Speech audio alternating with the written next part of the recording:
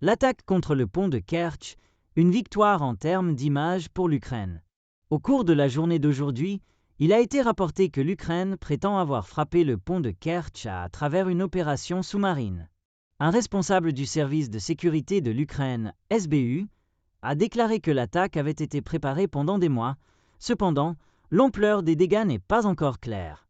Le correspondant de Sky News à Moscou, Ivor Bennett, souligne que depuis l'invasion russe de l'Ukraine, ce pont est devenu une cible pour Kiev, car il s'agit d'une voie d'approvisionnement clé pour les forces russes.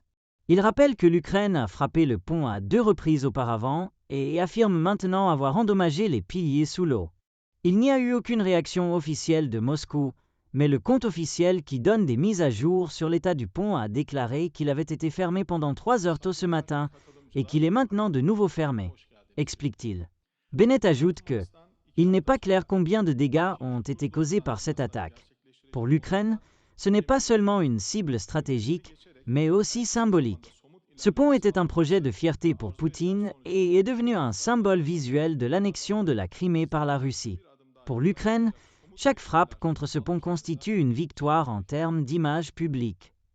Bennett note également que cette dernière attaque fait suite à une attaque de drones ukrainiennes contre la Russie dimanche.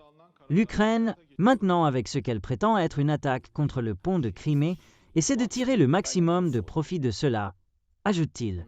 Ils montrent qu'ils peuvent causer des problèmes à leurs ennemis, conclut-il.